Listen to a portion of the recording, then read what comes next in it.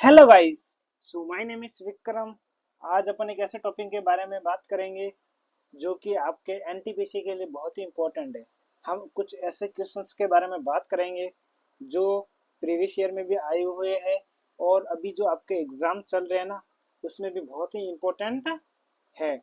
अगर आप ये कुछ कर लेंगे ना ऐसे क्वेश्चंस, तो आपके जो साइंस वाला सेक्शन है वो बहुत ही मस्त जाएगा। ठीक है। बिना अपन को टाइम वेस्ट करते हुए अपने करते हैं स्टार्ट। ठीक है। पहला क्वेश्चन आपके स्क्रीन पे ये रहा। What is unit of electric current?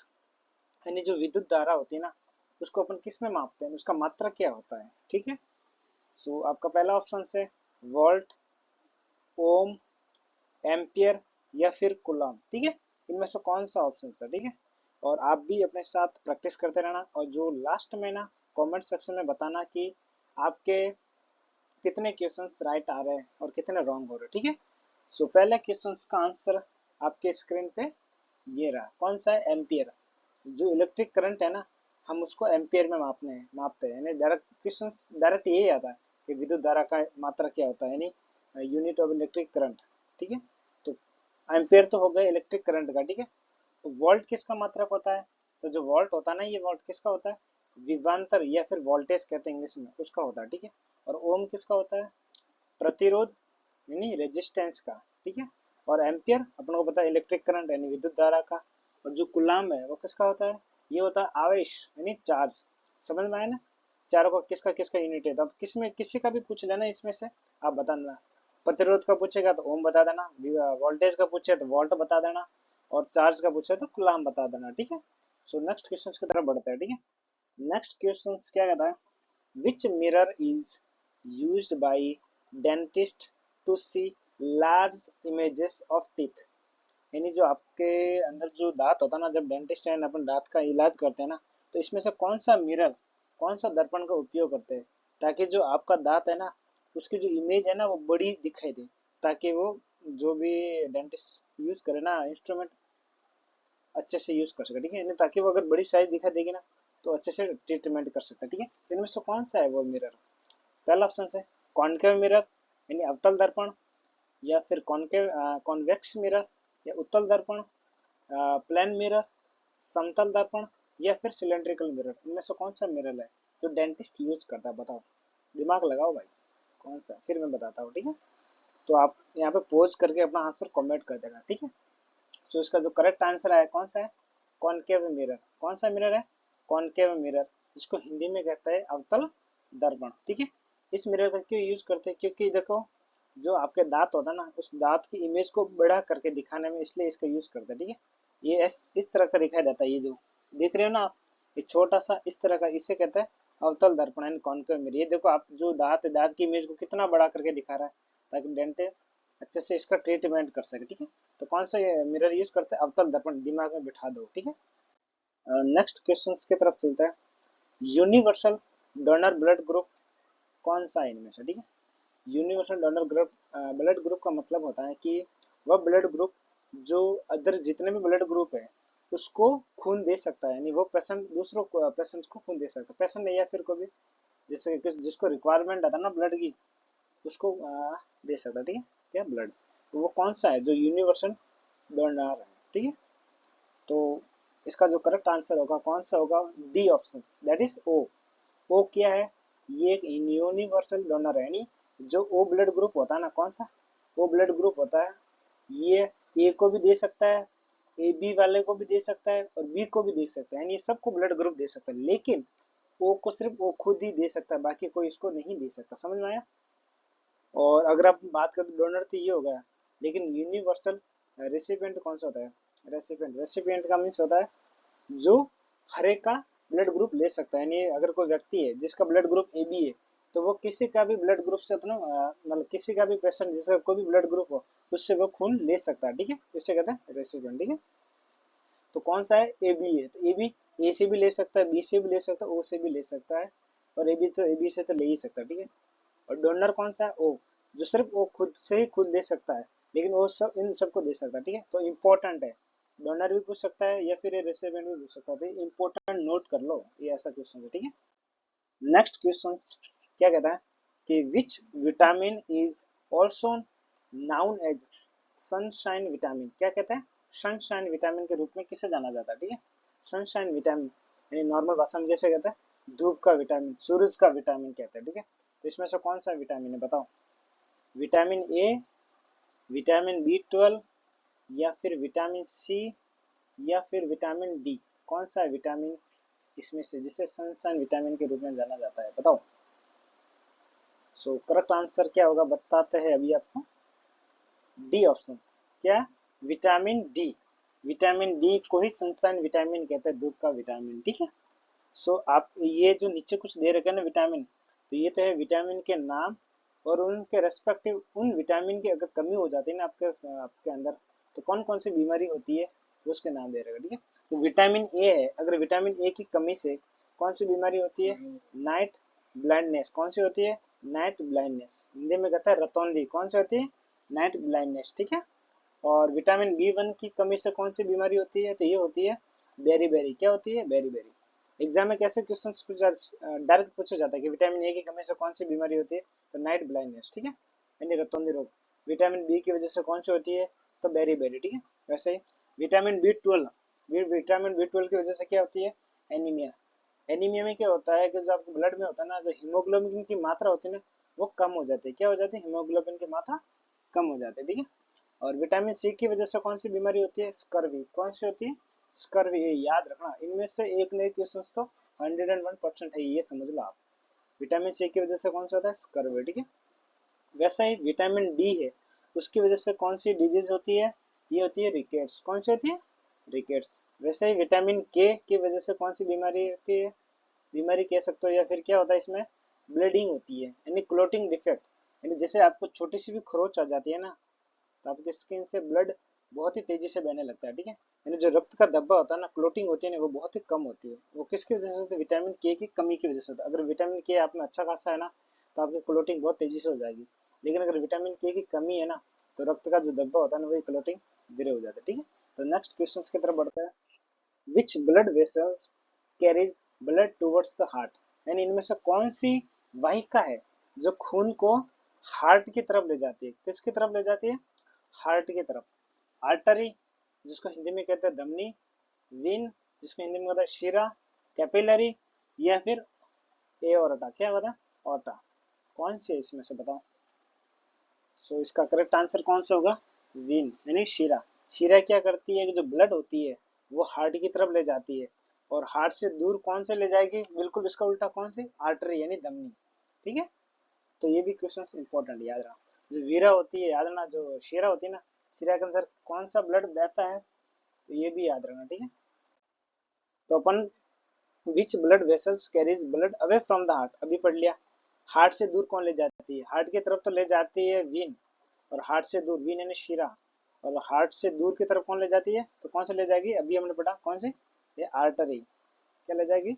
Artery यानी धमनी। ठीक है, अभी पूछा है कि which hormone is known as fight and flight hormone. ठीक है, यानी किस हार्मोन को लड़ो या उड़ो हार्मोन के रूप में जाना जाता है?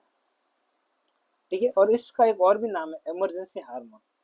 ठीक है, तो इनमें से कौन सा हार्मोन है जिसे फ्लाइट एंड फ्लाइट हार्मोन, यानी कहने का मतलब आपको थोड़ा सा गाइड देता हूँ। फाइट एंड फ्लाइट का मतलब होता है जब आप स्ट्रेस में होते हैं, तनाव में होते हो, या फिर आप कुछ खतरे में होता है ना, तो ये हार्मोन तब एक्टिव होता है। तब आपको दिमाग में से डर पैदा होता है कि भाई क्या करना चाहिए, वो क्या करना, लड़ाई हो तो यहाँ पे लड़ाई करनी चाहिए या फिर भाग जाना चाहिए, क्या है। तो ये जो सारा ट्रिगर मोमेंट होता है ना आपके बॉडी के अंदर, ये किसकी वजह से होता है? ये फाइट एंड फ्लाइट हार्मोन की वजह से होता है। तो इनमें से कौन सा है जो फाइट एंड फ्लाइट हार्मोन? बताओ।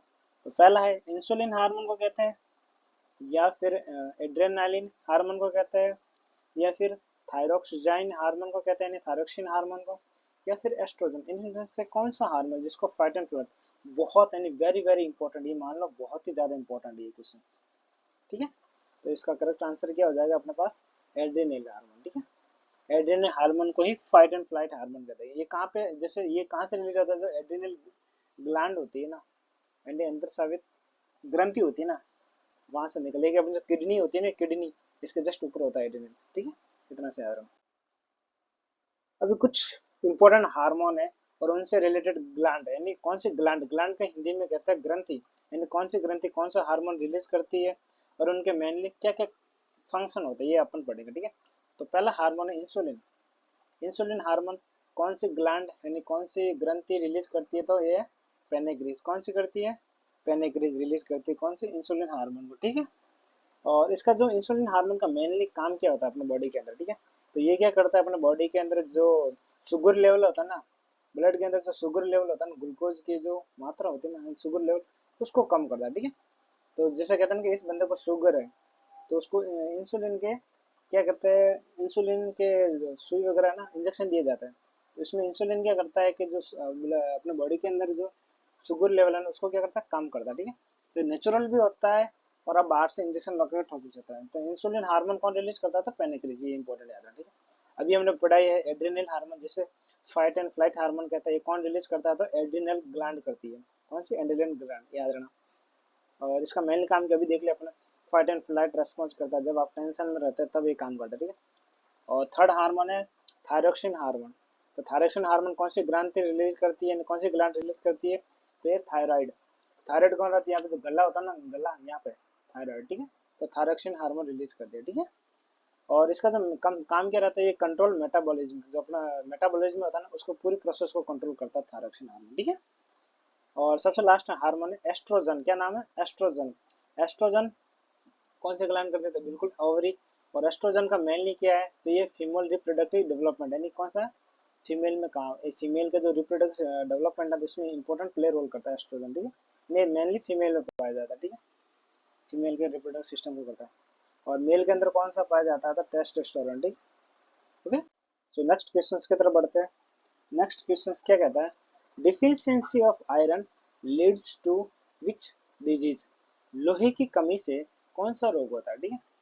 लोहे, अगर आपने जो लोहे होता है ना, न्यूट्रेंट, अगर अपना लोहे की कमी हो जाती है अपने बॉडी के अंदर, ठीक है, तो उसकी वजह से कौन सी बीमारी हो जाती है?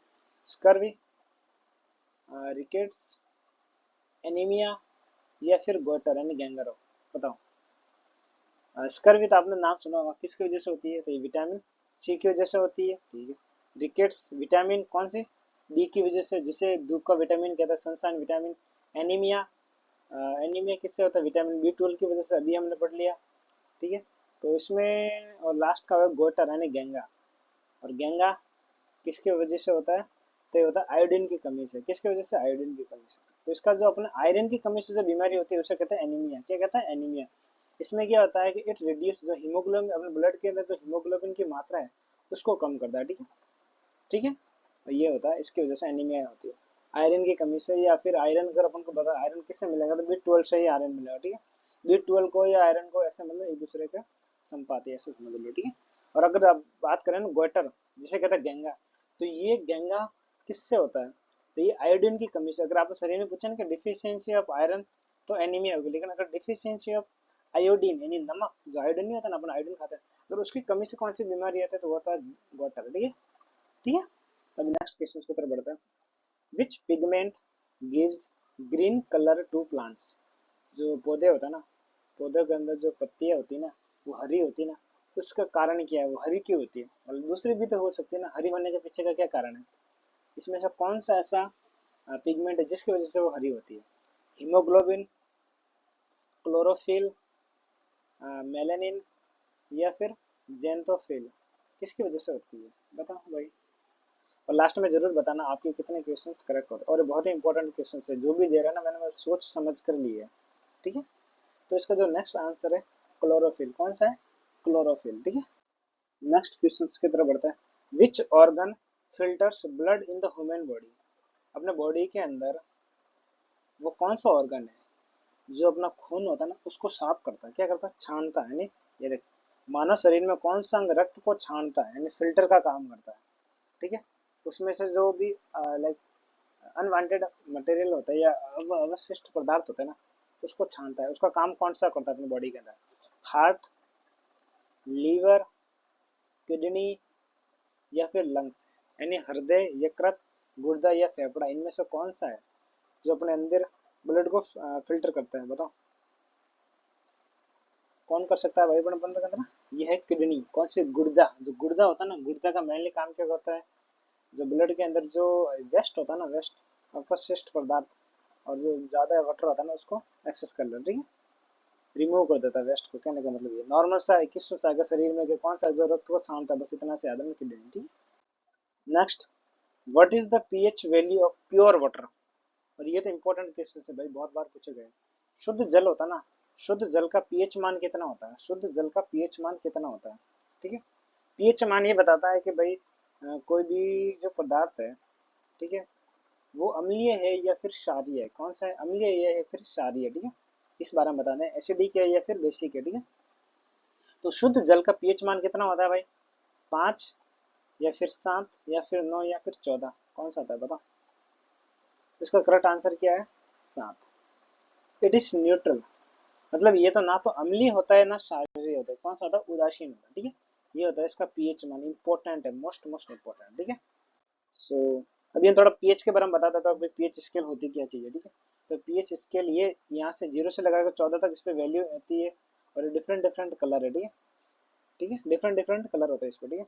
सो यहाँ पे 0 से लगाकर 6 तक, 0 से लगाकर 6 तक वैल्यू किसको शो करता है, ये एसिडिक को शो करता है। एसिडिक यानी अम्लीय, अगर कोई भी पदार्थ है उसकी वैल्यू 0 से लगाकर 6 तक आती है तो वो कैसा होगा, उसके नेचर कैसा होगा, वो एसिडिक होगा यानी अम्लीय होगा, ठीक है।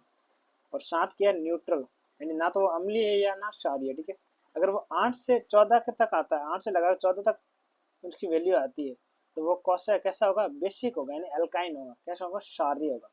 अगर ये भी पूछ सकता है भाई, अगर कोई पदार्थ है जिसका पीएच मान 11 है तो वो क्या होगा, अम्लीय होगा यानी एसिडिक होगा, अम्लीय होगा या न्यूट्रल होगा या फिर क्षारीय होगा, क्या होगा, तो क्या होगा 11 पे कौन सा है ये, अम्लीय, सॉरी क्षारीय होगा, क्या होगा, क्षारीय। तो इंपॉर्टेंट, 7 से कम वाला अम्लीय होता है और 7 से ज्यादा वाला क्षारीय होता है, ठीक है। और कुछ ये दिन का नाम याद रखो, देख, लेमन जूस, नींबू का जो जूस होता है उसका पीएच मान कितना होता है, 2 होता है। ये जो विनेगर हो गया, टमाटो का पीएच मान कितना होता है, ब्लैक कॉफी का भी पीएच मान ये अम्लीय होती है, ब्लैक कॉफी भी, दूध, दूध का भी देख लो, दूध कौन सा था, 6 होता है पीएच मान, ठीक है। तो कुछ है, देख लेना, आप आंख बाहर निकाल लेना, ठीक है। ओके, सो नेक्स्ट क्वेश्चन है, विच metal is liquid at room temperature. यानी इनमें से कौन सा मेटल जो रूम टेम्परेचर पर कैसा लिक्विड के फॉर्म में होता है, यानी कमरे के तापमान पर कौन सी धातु तरल अवस्था में होती है। ज्यादातर जो मैक्सिमम मेटल होती है, मैक्सिमम जो धातु होती है वो कैसी होती है, सॉलिड होती है, ठीक है। लेकिन एक ऐसी कौन सी मेटल है जो रूम टेम्परेचर पर कैसे होती है, लिक्विड यानी द्रव अवस्था में बदल जाती है। सोडियम, मरकरी, सिल्वर या फिर एल्यूमिनियम, कौन सी होती है, सोडियम, पारा, चांदी, एल्यूमिनियम, कौन सा बताओ।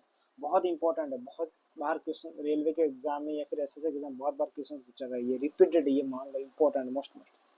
तो इसका जो करेक्ट आंसर है कौन सा है, मरकरी, कौन सा है, मरकरी। इसका जो सिंबल होता है वो होता है Hg। कभी कभी सिंबल भी पूछ सकते हैं कि भाई मरकरी का प्रतीक बताओ, ये रहा, ठीक। और एक ऐसे होती है, देखो, जो रूम टेम्परेचर पे ये जो ये होता है, इसे कहते हैं मरकरी है, मरकरी का लिक्विड फॉर्म है, कैसा है, मरकरी लिक्विड है। और आपने कभी वो थर्मोमीटर देखा होगा, तो थर्मोमीटर के अंदर जब भी जो लिक्विड होता है कौन सा होता है, मरकरी होता है, याद रखना एक, ठीक है। सो नेक्स्ट क्वेश्चन क्या कहता है, dry ice is the solid form of which gas. इनमें से कौन सी गैस है जिसका सॉलिड फॉर्म ड्राई आइस है, यानी शुष्क बर्फ। यानी 4 गैसेज है, इनको जब आप सॉलिड में कन्वर्ट करते हैं ना, ठोस अवस्था में लाते हो ना, ठीक है, तो वो एक ड्राई आइस यानी सूखी, जो सूखी होती है ना, शुष्क बर्फ यानी ड्राई आइस के फॉर्म में बदल जाती है, तो कौन सी है, नाइट्रोजन, कार्बन डाइऑक्साइड या ऑक्सीजन या फिर आर्गन। बहुत इंपॉर्टेंट है भाई, कौन से हो सकते हैं। तो इसका करेक्ट आंसर क्या होगा, कार्बन डाइऑक्साइड। क्या होती है, कार्बन डाइऑक्साइड। कार्बन डाइऑक्साइड को जब सॉलिड में बदलते हैं तो वो क्या होता है, ड्राई आइस बन जाती है। और इसका समटाइम्स इसका केमिकल फॉर्मूला यानी रासायनिक सूत्र भी पूछते हैं, इसका सूत्र क्या होता है, CO2, याद रहना क्या होता है, CO2, क्या होता है, ऐसा देखो, CO और ये 2, ऐसा होता है, क्या होता है, CO2, क्या होता है, CO2, कार्बन डाइऑक्साइड का, ठीक है। और ये देखो जब ड्राई होते हैं ना, इस तरह से दिखाई देती है, ये देखो, ये कार्बन डाइऑक्साइड गैस जब सॉलिड के फॉर्म में कन्वर्ट हो जाती है, ये इस तरह से दिखाई देती है, किस तरह से, इस तरह से, ठीक है। तो नेक्स्ट क्वेश्चन की तरफ बढ़ते हैं। नेक्स्ट क्वेश्चन क्या कहता है, विच acid is present in lemons. अभी हमने देखा, तो जो लेमन्स होता है, नींबू होता है, नींबू का पीएच मान अभी हमने देखा कितना होता है, 2 होता है नींबू का पीएच मान। इसमें से कौन सा नींबू के अंदर अम्ल कौन सा होता है? अपन को पता है नींबू अम्लीय होता है, और लेकिन इसमें होता कौन सा अम्ल? तो एसिटिक एसिड, एसिटिक अम्ल होता है, या फिर साइट्रिक अम्ल होता है, या फिर टार्टरिक अम्ल होता है, या फिर लैक्टिक अम्ल होता है। इनमें से कौन सा अम्ल होता है बताओ? किसके अंदर? लेमन्स के अंदर। तो इसका करेक्ट आंसर कौन सा होता है? साइट्रिक अम्ल। कौन सा होता है? साइट्रिक अम्ल होता है भाई ये लेमन के अंदर, ठीक है, याद रखना। साइट्रिक के अंदर लेमन होता है, इमली के अंदर होता है टार्टरिक अम्ल होता है, ठीक है, ऐसा ऐसा, ठीक है। कुछ एक दो अम्ल और है, तो आप देख लेना कि कुछ इम्पोर्टेंट, मतलब इनके जो अम्ल वाला था क्वेश्चन आता ही याद है एक दे, ठीक है। और सबसे इम्पोर्टेंट इमली वाला बहुत ज्यादा है, इमली के अंदर कौन सा होता है? टार्टरिक अम्ल होता है, ये इम्पोर्टेंट है, ठीक है। सो नेक्स्ट क्वेश्चन की तरफ बढ़ते हैं। The hardest natural substances on earth, यानी पृथ्वी पर ऐसा कौन सा पदार्थ है जो सबसे कठोर है, यानी बहुत ही स्ट्रांग है, कठोर, सबसे कठोर कौन सा है? गोल्ड है, कि आयरन है, कि डायमंड है, या फिर प्लेटिनम? किसमें कौन सा है इसमें से? गोल्ड, आयरन, डायमंड है, प्लेटिनम, बताओ। तो इसका करेक्ट आंसर कौन सा होगा भाई? डायमंड, यानी हीरा। हीरा सबसे कठोर पदार्थ होता है पृथ्वी पर, ठीक है, सबसे कठोर यही। Which gas is used in fire extinguishers? Fire extinguishers में कौन सी गैस यूज होती है, ठीक है? आपने देखा होगा फायर एक्सटिंग्विशर्स, आग बुझाने वाला जो होती है ना सिलेंडर टाइप का, उसके अंदर जो गैस होती है वो कौन सी गैस होती है जिसकी वजह से आग बुझती है? ऑक्सीजन भरी हो रहती है उसमें, या फिर कार्बन डाइऑक्साइड, या फिर हाइड्रोजन, या फिर हीलियम? यानी इनमें से कौन सी होती है जो फायर एक्सटिंग्विशर्स के अंदर भरी रहती है, ठीक है। तो इसका जो करेक्ट आंसर है, इसका जो करेक्ट आंसर है वो है कार्बन डाइऑक्साइड। कौन सा है? कार्बन डाइऑक्साइड, जिसका अभी हमने केमिकल फार्मूला बताया, क्या होता है? CO2। क्या होता है? CO2। और ये कैसे दिखाई देती है? इस तरह से देखिए, ये जो सिलेंडर आपने देखा होगा, रेलवे स्टेशन पे जाओ या फिर किसी ऑफिस में जाओ, हर जगह पे ये ऐसा सिलेंडर लटका रहता है। ये किस लिए होता है? आग बुझाने के लिए रहता है, ठीक है। तो इसके अंदर कौन सी गैस भरी जाती है? Carbon dioxide. कौन सी भरी जाती है? कार्बन डाइऑक्साइड, ठीक है। सो नेक्स्ट क्वेश्चन की तरफ बढ़ते हैं। What is chemical formula of common salt? Common salt का केमिकल फॉर्मूला क्या होता है? यानी साधारण नमक का रासायनिक सूत्र क्या है? जो नॉर्मल अपन नमक वगैरह नहीं खाता है घर पे, उसका केमिकल फॉर्मूला क्या रहता है? पूछ जाता है भाई, लाइक जनरल नॉलेज हर कोई को आना चाहिए। NaCl, KCl यानी सोडियम क्लोराइड, या फिर KCl यानी पोटेशियम क्लोराइड, या फिर AgCl यानी सिल्वर क्लोराइड, या फिर AgBr यानी सिल्वर ब्रोमाइड? इनमें से कौन सा ज्यादा बताओ? बहुत लोग सबको पता है। NaCl कौन सा होता है? NaCl यानी सोडियम क्लोराइड, ठीक है। सो नेक्स्ट क्वेश्चन की तरफ बढ़ते हैं। Laughing gas is chemically known as, इनमें से कौन सी गैस है जिसको लाफिंग गैस के रूप में जाना जाता है? Nitrous oxide, nitric oxide, nitrogen dioxide, या फिर कार्बन डाइऑक्साइड? और ये इंपॉर्टेंट है भाई, पिछले पीवाईक्यू में, मतलब रेलवे को कोई भी एग्जाम उठा लो, उसमें लाफिंग गैस का या तो कभी इसका केमिकल नाम पूछ लेगा कि क्या कौन सा नाम है, या फिर कभी कभी इसका केमिकल फॉर्मूला भी पूछा जाता है, या फिर डायरेक्ट ऐसे कैसे इनमें से कौन सी लाफिंग गैस है, ठीक है। तो कौन सा लाफिंग गैस है इसमें? Nitrous oxide. कौन सी है? Nitrous oxide. इसको हिंदी में कहते हैं, मतलब इसका नाम है नाइट्रस ऑक्साइड। और इसका जो केमिकल फॉर्मूला कभी कभी ये भी पूछा जाता है, N2, ये डायरेक्ट क्या होगा? Chemical formula of laughing gas, laughing gas का केमिकल फॉर्मूला क्या होता है? N2 होता है। डायरेक्ट ये भी पूछा, इनमें से कौन सी लाफिंग गैस है? याद रखना N2 इंपॉर्टेंट है, मोस्ट मोस्ट इंपॉर्टेंट, ऐसे समझ लो, कितना मोस्ट मोस्ट इंपॉर्टेंट है, ऐसे मान लो, ठीक है। So next question, which metal is known as strategic metal?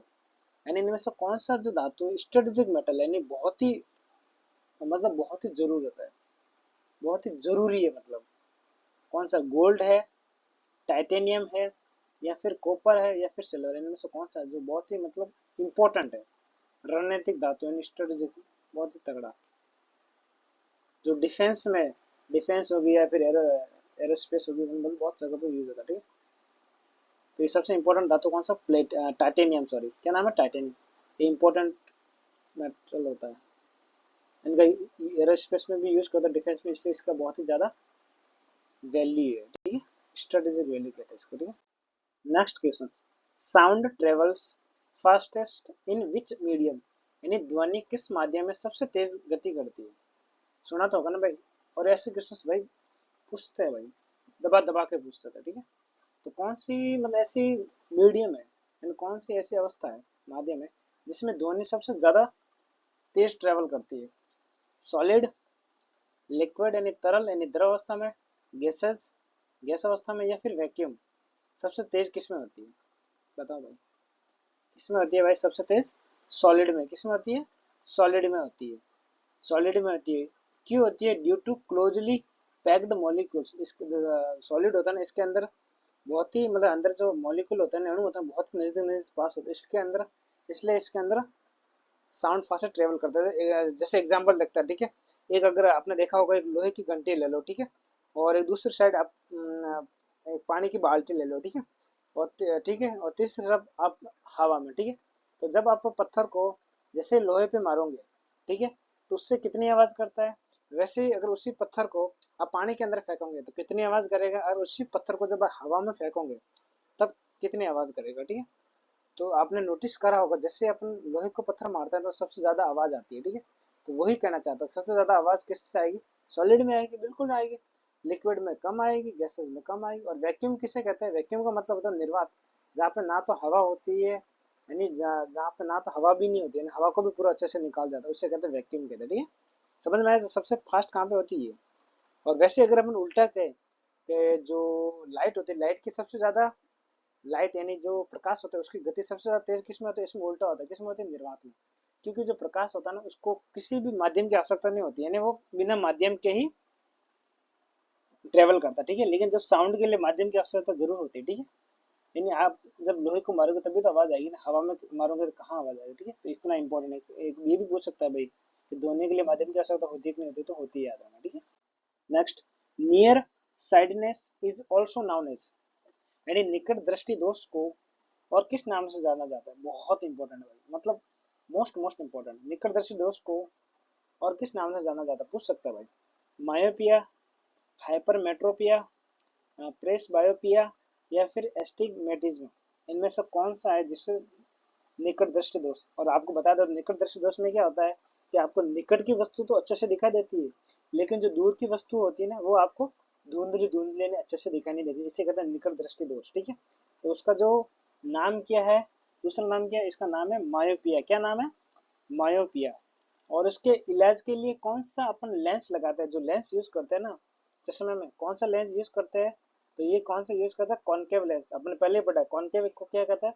अवतल लेंस हिंदी में, ठीक है। इसमें मायोपिया में क्या होता है कि इसमें अपने अभी पढ़ा, मायोपिया में क्या होती है कि दूर की वस्तु अच्छे से नहीं दिखाई देती। याद रखना, निकट का मतलब होता है पास की वस्तु क्लियर, ऐसा समझ लो। निकट दृष्टि दोष का मतलब पास की वस्तु क्लियर, दूर की वस्तु सही से दिखाई नहीं देती है, ठीक है। तो इसमें क्या होता है कि जो आप आंख होती है, आंख के अंदर रेटिना होता है। रेटिना क्या होता है? रेटिना एक जगह होती है जहाँ पे आप कोई भी चीज देखते हैं ना, तो उसका जो फोटो बनता है ना, वो रेटिना की पे बनता है। लेकिन इस दोष में क्या होता है, इस मतलब इस बीमारी के अंदर कह सकते हैं, दोष में क्या होता है कि जो फोटो है वो रेटिना पे ना बनकर रेटिना के आगे बढ़ जाता है। इसकी वजह से पास की वस्तु तो अच्छे से दिखाई दे जाती है, लेकिन जो दूर वस्तु होती है ना, वो अच्छे से दिखाई नहीं देती है, ठीक है। तो इसके उसको दूर करने के लिए किसका लेंस क्या यूज किया जाता है? ये अपना कॉनकेव लेंस का यूज किया जाता है। किसका यूज किया जाता है? Concave lens. और इस लेंस की मदद से क्या हो सकता है कि जो आपके रेटिना के सामने बन रहा था ना इसका फोटो, वो कहाँ पे? रेटिना पे बन जाता है, तो आपकी दूर की वस्तु भी अच्छे से दिखाई दे जाता है, ठीक है। और एक दूसरा दोष होता है हाइपर मेट्रोपिया। क्या कहता है? हाइपर मेट्रोपिया यानी फार साइडनेस। फार साइडनेस का मतलब होता है दूर दूर दृष्टि दोष। क्या कहते हैं इसे? दूर दृष्टि दोष, यानी दूर की वस्तु तो अच्छे से दिखाई देगी, लेकिन जो नजदीक की वस्तु होगी ना, वो अच्छे से दिखाई नहीं देगी। यानी can't see near object, but अगर जो you can see far object, ठीक है। इसमें क्या होता है? ये क्यों होता है? क्योंकि आपको जो रेटिना होता है ना, उसके पीछे इमेज बन जाता है। इसमें तो क्या होता है? आगे बढ़ जाता है, लेकिन इसमें क्या होता है? पीछे इमेज बन जाता है, ठीक है। और इसको सुधारने के लिए कौन सा लेंस यूज किया जाता है? तो कॉन्वेक्स लेंस। क्या हो जाता है? कॉन्वेक्स। आपको तो दो डिजाइन बता देता हूँ। ये वाला जो लेंस होता है ना, इसे तो कहता है कॉनकेव लेंस, ठीक है, कॉनकेव। और ये जो होता है ना, इसे कहता है कॉन्वेक्स लेंस। इस तरह से दिखा, क्या कहता है? कॉन्वेक्स लेंस, ठीक है। समझ गए? इसे कहता है कॉन्वेक्स लेंस। और कभी कभी आपको ये भी पूछ जाता है कि आपके जो आंख है, आंख के अंदर कौन सा लेंस क्यों जाता है, ठीक है। तो कौन सा होता है? कॉन्वेक्स लेंस होता है। कौन सा होता है? कॉन्वेक्स लेंस, ठीक है। So without wasting any more time, अब आगे आगे की तरफ बढ़ते हैं, ठीक है। आगे क्या है? कि device use to measure atmospheric pressure is, यानी इनमें से कौन सा डिवाइस है जिसकी मदद से अपन जो वायुमंडलीय दाब होता है ना उसको माप सकते हैं। किसको दाब सकते हैं? वायुमंडलीय दाब। वायुमंडलीय दाब किसे कहते हैं? वायुमंडलीय दाब उसे कहते हैं कि जो वायुमंडल है ना अपने अंदर एटमॉस्फेयर है उसके द्वारा किसी पर्टिकुलर एरिया पे, यानी एरिया पे, क्षेत्रफल पे जो डालने वाला जो दाब बल होता है ना उसे कहते हैं एटमॉस्फेयर प्रेशर। ठीक है, तो इसको कैसे मापेंगे? थर्मोमीटर से, बैरोमीटर से, हाइड्रोमीटर से, या फिर एमीटर से। ठीक है, तो इसका जो करेक्ट आंसर क्या होगा भाई? सीधी सी बात, इसका करेक्ट आंसर कौन सा होगा भाई? बैरोमीटर। बैरोमीटर से क्या मापते हैं अपन? Atmospheric pressure. क्या मापते हैं? Atmospheric pressure. ठीक है, और थर्मामीटर तो आपने सुने होगा, किसके लिए मापा जाता है? तापमान के लिए।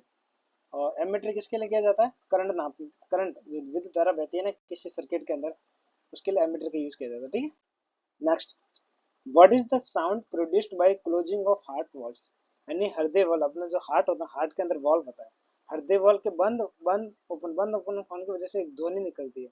जैसे आप अपने यहाँ पे हृदय के ऊपर, छाती के ऊपर हाथ लगाने अपने ऐसे दब दब सुनाई देता है हृदय की आवाज। ठीक है, जो 72 सेकंड तक धड़कती है। ठीक है, तो वो आवाज कैसी होती है? टिक टॉक, लब डब, टप टप, या बीट बीट यानी धक धक, इसमें से कौन सी होती है बताओ? इसका जो करेक्ट आंसर क्या होगा? लब लब डब। क्या होगा? लब डब। लब डब जैसे धक धक नहीं होता, कैसे होती है? लब डब होती है, याद रखना, लब डब होती है। ठीक है, next question, what is the power of a lens measured in, यानी जो आप जो लेंस यूज करते हैं, चश्मे वगैरह यूज करते हैं ना, तो चश्मे की पावर होती है, उस पावर को कौन सी यूनिट में मेजर करते हैं? ठीक है, वॉट में, डायप्टर में, कैंडेला में, या फिर जूल में? ये भाई डायरेक्ट क्वेश्चन आता है, बहुत डायरेक्ट ही पूछता है भाई लेंस का शक्ति को किस में मापते हैं। इसका करेक्ट आंसर क्या होगा? डायप्टर। क्या होगा? Diopter. Diopter B option. Diopter को लेंस की जो पावर होता है उसको डायप्टर में मापता है। और एक ही लेकर रेसिप्रोकल ऑफ फोकल लेंथ, इसका मतलब क्या होता है कि जो डायप्टर होता है ना, ऐसे डायप्टर की जो पावर होती है ना, ये पी, डायप्टर जो पी होते हैं ये ऐसे इस तरह से अपन निकालते हैं, बराबर 1/f। क्या होता है ये? एफ, 1/f, इसे कहते हैं रेसिप्रोकल, यानी फोकल का लंबाई। यानी आपको अगर किसी लेंस की फोकल लेंथ पता है नहीं, उसकी जो फोकल लंबाई पता है, तो आप पी निकाल सकते हैं, इसलिए कहते हैं रेसिप्रोकल। ठीक है, और कुछ इंपॉर्टेंट और भी है कि जैसे अपन बात करते हैं यहाँ पे वॉट, तो वॉट किसका है भाई? तो वॉट तो हो जाएगा पावर का मात्रक होती है वॉट। कैंडेला किसकी होती है? तो ज्योति तीव्रता किसकी होती है? ज्योति तीव्रता की होती है। और जूल किसका होता है? तो एनर्जी की, पता, ऊर्जा। ऊर्जा नहीं होती, ये भी पूछ सकता है ऊर्जा की मात्रा क्या होती है? तो जूल। ये किसका होता है? ऊर्जा का होता है। ये होता है पावर का होता है, ये ज्योति तीव्रता का होता है। ठीक है, तो नेक्स्ट की तरफ बढ़ता है, which part of the human brain controls balance and posture, आपकी जो बॉडी का जो पूरा कंट्रोल और जो पोस्चर है ना, यानी उसकी जो मुद्रा, अपना मस्तिष्क का कौन सा भाग पूरा कंट्रोल करता है? ठीक है, मस्तिष्क का कौन सा है? प्रमस्तिष्क यानी सेरेब्रम, प्रमस्तिष्क, सेरेबेलम यानी अनुमस्तिष्क, मेडुला, थोड़ा थोड़ा प्रिंटिंग मिस्टेक, यानी मेरुरज्जा कहते हैं, मेरुरज्जा यानी मेडुला मतलब मेरुरज्जा, या फिर थैलामस। इनमें से कौन सी है जो अपने बॉडी का जो भाग है ना उसको संतुलित और उसको मुद्रा को क्या करता है? कंट्रोल करती है। ठीक है, तो इसका करेक्ट आंसर क्या था? ये आ जाएगा बी ऑप्शन। क्या नाम है? सेरिबेलम यानी अनुमस्तिष्क। कौन कहता है? अनुमस्तिष्क। It coordinates voluntary movement. Voluntary movement का मतलब होता है जो अपने स्वैच्छिक तरीके से करते हैं, अपनी इच्छा के अनुसार। जैसे मेरे को हाथ ऊपर उठाना था हाथ ऊपर उठाऊंगा, हाथ नीचे करना था हाथ, मेरे को सीधा खड़ा रहना था सीधा, झुकना है तो झुकना था। ये अपने वॉलेंटरी है। वॉलेंटरी मतलब अपने मर्जी से कर सकते हैं। एक होता है नॉन वॉलेंटरी। नॉन वॉलेंटरी कौन होता है? जिसपे अपना कंट्रोल नहीं होता, जैसे हार्ट का धड़कना, ब्लड का बहना, हम उसको नहीं रोक सकते ना, वो अपने हिसाब से काम करता है। ठीक है, इस तरह से। ठीक है, तो इसका करेक्ट आंसर कौन सा आएगा? सेरेब्रम, सबसे इंपॉर्टेंट है, याद रखना। ओके, सो नेक्स्ट क्वेश्चन की तरफ बढ़ते हैं। सो क्वेश्चन सारे समाप्त हो गए। ठीक है, तो अगर आप एंड तक आए हो तो आपने सारे क्वेश्चन अच्छे से देख लिए होंगे, और ये मैंने वो सारे क्वेश्चन लिए जो सबसे इंपॉर्टेंट है। ठीक है, इनमें से कोई बाहर नहीं जाएगा। ठीक है, अगर आप चाहते हो कि आपको और लाइक फिजिक्स, केमिस्ट्री, बायोलॉजी, इनमें से कौन से टॉपिक पे और ज़्यादा एमसीक्यू चाहिए या फिर और ज़्यादा प्रैक्टिस क्वेश्चन चाहिए, तो आप मेरे को कमेंट सेक्शन में ज़रूर बताना। और यहाँ तक आए हो तो आपको थैंक यू फॉर वॉचिंग। अगर आपको वीडियो पसंद आया तो इसको लाइक ज़रूर करें और अपने दोस्तों के साथ शेयर ज़रूर करें ताकि वो भी इसका बेनिफिट उठा सकते हैं। फ्री एंड कॉस्ट है, ठीक है, तो आप अच्छे से इसका बेनिफिट उठाओ। और प्लस में वीडियो को सब्सक्राइब भी ज़रूर करें। ठीक है, और आपको कितने क्वेश्चंस करेक्ट हो रहे कितने नहीं हो रहे उसका भी कमेंट सेक्शन में ज़रूर बताएं। और आपको नए वीडियो कौन से टॉपिक पर जाए वो भी कमेंट्स करके बताएं। और एक आपके यहाँ पे घंटी आ रही होगी बेल आइकन, उसको भी ज़रूर दबाएं ताकि आपको हर एक वीडियो सबसे पहले आपको मिल सके। ठीक है, so thank you, stay connected, bye bye, take care guys.